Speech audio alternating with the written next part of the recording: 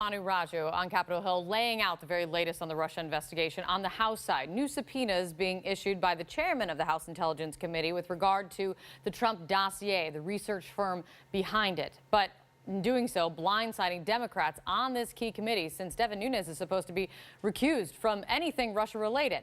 Let's discuss. Joining me now, Democratic Congressman Denny Heck of Washington. He's a member of the House Intelligence Committee. Congressman, thanks for coming in. You're welcome, Kate. From your perspective, what is going on here? Did you know about these subpoenas ahead of time? No, not ahead of time. Well, I'd make a couple observations, Kate. First of all, it takes a lot of gall for somebody to do what Chairman Nunes did, namely to initiate this action when he himself is under investigation for alleged improprieties relating to the Russian investigation, which is why he stepped aside. And I want to remind viewers that the decision to investigate him by the Ethics Committee was entirely bipartisan. That's a bipartisan investigation as well. And secondly, it's not going to work. He's tried this any number of times since he supposedly stepped aside, but the truth keeps coming out, whether it's the Facebook ads or the July 16th meeting or instances of increased awareness about business relationships between the Trump organization and Russia. It's just not going to work. We're going to get there. Well, when you say it's not going to work, are you talking about the actual subpoenas and the information that he's going for? I mean, do you want to hear from the folks who produced the dossier as well? I do. And if the intent here was to understand fully what the information is behind it, I would be delighted with that.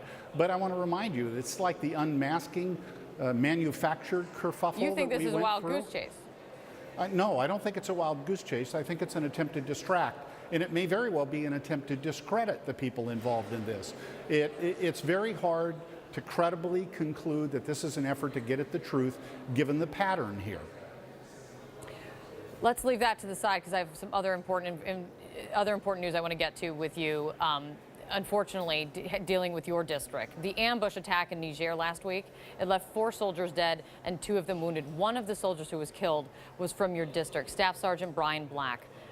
There are a lot of questions about what exactly happened in Niger. Are you concerned?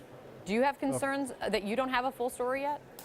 I'm concerned anytime the men and women who serve in the armed services are put in harm's way, that we have a full understanding and accounting.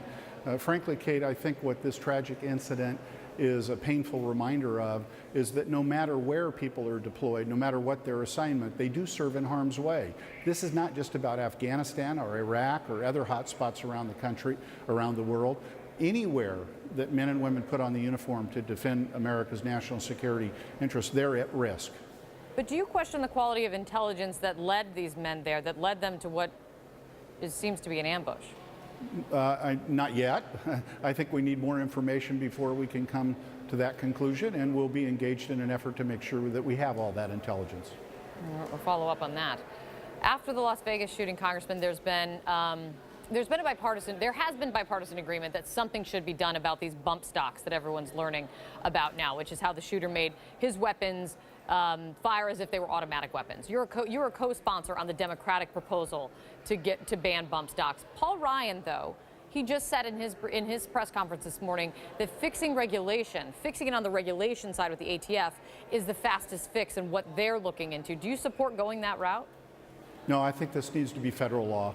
I see no circumstance in which we ought to delegate to the executive branch the detailing of a prohibition on bump stocks. That's why I've joined over 140 or 150 of my colleagues. Frankly, I'm very concerned, Kate, that this effort to delegate to the ATF the development or the promulgation of the rule and regulation to prohibit bump stocks is just a delaying tactic.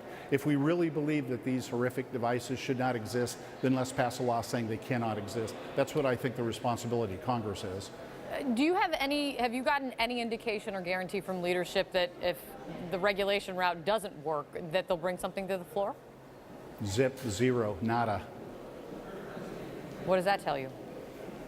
Well, it reinforces my point of view I just expressed. I'm very worried that this is just a delaying tactic.